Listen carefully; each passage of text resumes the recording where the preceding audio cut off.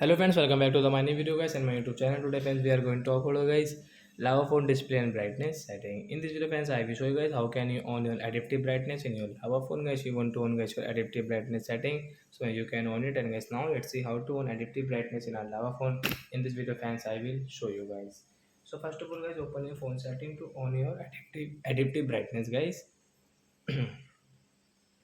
After on phone setting guys, you can see guys your display setting friends. You will have to click on this display setting guys.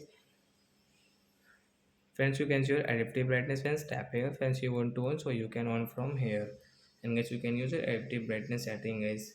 So your brightness will increase and decrease automatic in your lava phone guys, when you will go outside, when you will come inside. So like that guys, you want to on guys your adaptive brightness setting, so then you can on in your lava phone. So that's it guys.